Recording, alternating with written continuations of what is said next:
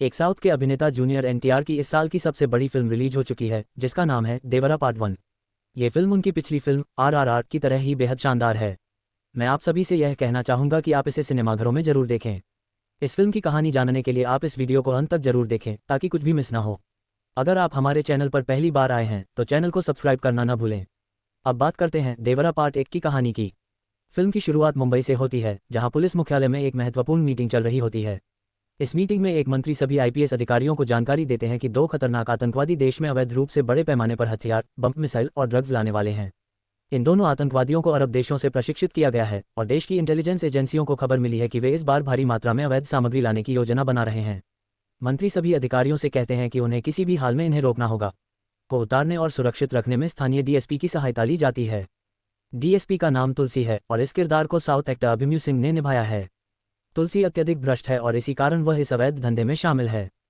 फिर अजय और उसकी टीम डीएसपी तुलसी से पूछताछ करते हैं और पता चलता है कि तटीय क्षेत्रों में अवैध सामान को उतारने का काम स्थानीय गांव वाले करते हैं। इन लोगों का मुखिया भैरवा है, जिसे अभिनेता सैफ अली खान ने निभाया है। भैरवा से मिलने के लिए इप्स अजय एक स्मगलर की तरह उसके पास जाता है। वह भैरवा से एक डील करता है जिसमें वह उसे कहता है कि उसे भी शिप से अपना अवैध सामान उतरवाना है और इसके बदले में वह भैरवा को बहुत पैसे देगा।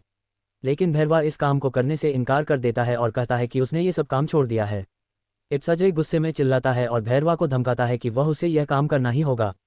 लेकिन भैरवा और उसके आदमी अजय और उसकी टीम को बुरी तरह पीटकर वहां से भगा देते हैं। गांव के बाहर आकर तटीय क्षेत्र के पास पहुंचता है।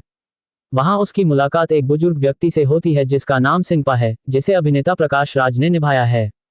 जब इप्स अजय गांव के बाहर समुद्र किनारे पहुंचता है तो उसकी मुलाकात एक बुजुर्ग व्यक्ति से होती है जिसका नाम सिंपा है। इस किरदार को अभिनेता प्रकाश राज निभा रहे हैं। इप्स अजय सिंपा से भैरा और उसके गांव के बारे में पूछता है। वह जानना चाहता है कि आखिर ऐसी क्या वजह थी जिसके चलते भैरा और उसके लोगों ने अवैध काम करना बंद कर दिया।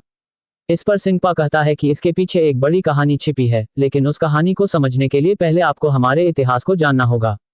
सिंपा बताता है कि एक समय राज्य का शासन बुरी तरह से बिगड़ गया था, जिससे राज्य और उसका पूरा तंत्र नष्ट हो गया।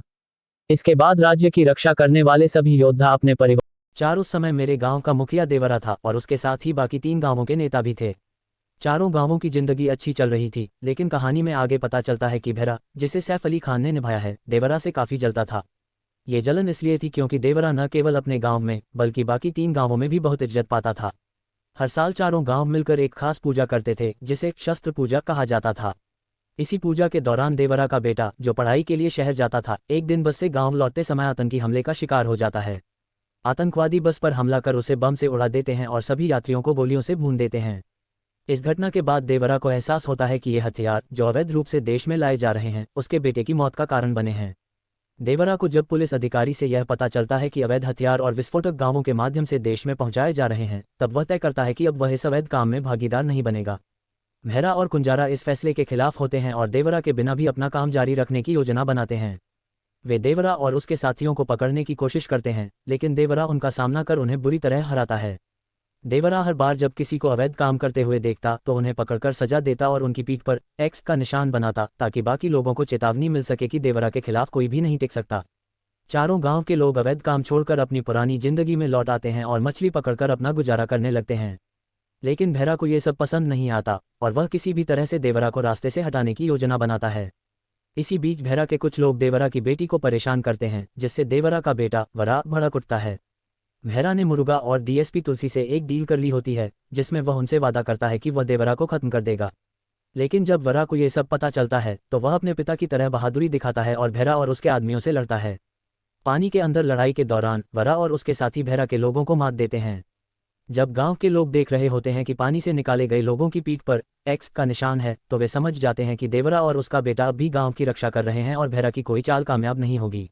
5 कैसे देवरा यहाँ पर आकर उन सब के साथ ऐसा कर रहा है। लेकिन फिर यहीं पर एक बहुत बड़ा खुलासा होता है, और वो खुलासा ये होता है कि वहाँ पर देवरा नहीं होता, बल्कि देवरा का बेटा वरा ये सब कर रहा होता है। और फिर जब वो उन सारे लोगों की, चारों गांव के मन में जो डर है वो डर बना रहे हैं और कोई भी गलत करने से पहले 100 बार सोचें। और सिर्फ ये नहीं बल्कि देवरा के मरने के बाद जितने भी लोगों के साथ हमें ऐसा लगा कि उन्हें देवरा ने मारा है, उन सबको भी असल में वरा नहीं मारा था। लेकिन और हमें पता लगता है कि उस दिन जिस दिन देवरा ने उन सबको मार दिया था, तब उन सब के बाद देवरा से मिलने के लिए वहां पर देवरा का बेटा वरा आया था और देवरा के बेटे वरा ने देवरा को चाकू मार के जान से मार दिया था, यानी कि देवरा का कातिल।